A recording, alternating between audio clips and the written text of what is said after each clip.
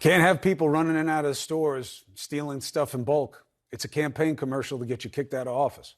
That's why the governor of California is promising what he called exponential spending to fight the kind of organized shoplifting that we're seeing in places like San Francisco. Now, the district attorney in San Francisco has gotten caught up in the political rancor over this. His name is Chesa Boudin, and we welcome him now. It's good to have you on Primetime.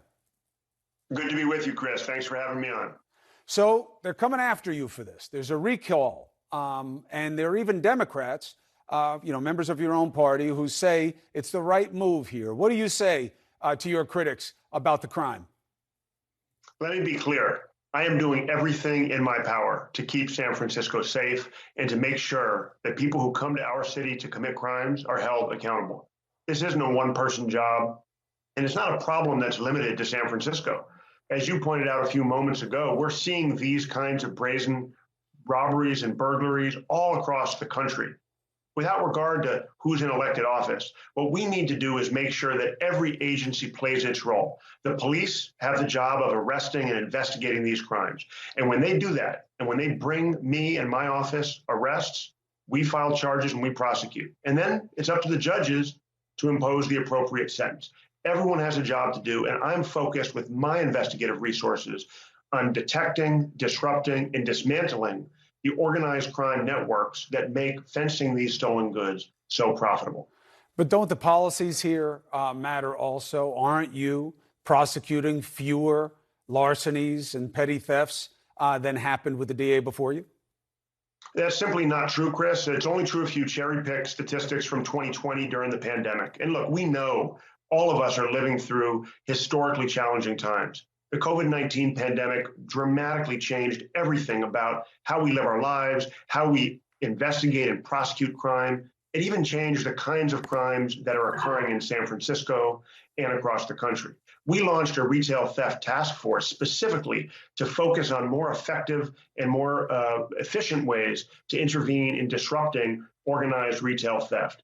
The fact is, if you look at my charging rates in 2021, after the pandemic settled down, we're charging rates at a higher number than current district attorneys in other counties around the Bay Area, and at higher rates than my predecessor in 2018 or 2019. So we're doing everything we can, and we need police to continue to make arrests and to bring us higher quality investigations. Take the incident in Union Square a couple days ago. We know that more than 30 individuals were involved. And the reality is only 8 of them have been arrested. Right. I'm planning on announcing criminal charges, felony charges, against all 8 tomorrow. And we're going to work with the police to ensure they can bring the other individuals responsible to justice. But how can it not be a policy argument as well? I mean, property crime is up 9%.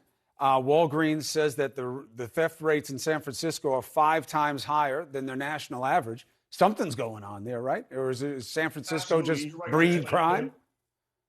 Well, historical context matters here. San Francisco has led the country in property crime for over 10 years. That's not a new problem.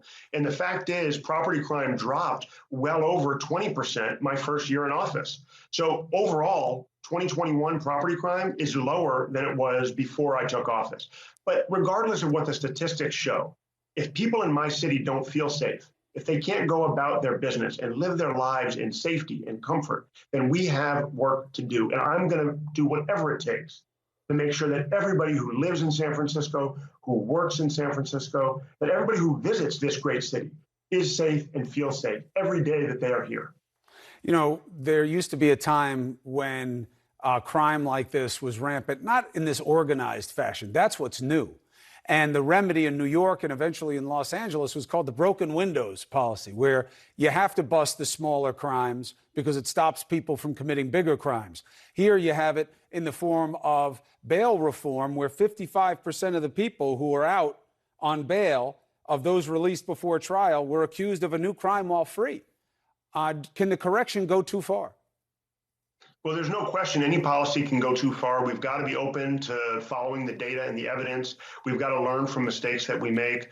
And I believe we've made a lot of mistakes, including broken windows theory. That didn't work. The evidence is overwhelming that criminalized Black and brown communities. It drove mass incarceration in ways that bankrupted local governments, starved us of resources we need to invest in things like healthcare, public housing, education, job training, mental health services, drug treatment, things that actually build safe and vibrant communities. So we're committed in San Francisco to following the data and the evidence and to intervening in ways that target root causes of crime. That's why we're expanding mental health care. That's why we're expanding diversion programs. And that's why when police bring us cases involving felony conduct, we file charges and we hold people accountable. Well, Chesa Boudin, we'll be watching, and we wish good things for the people of San Francisco. Good luck.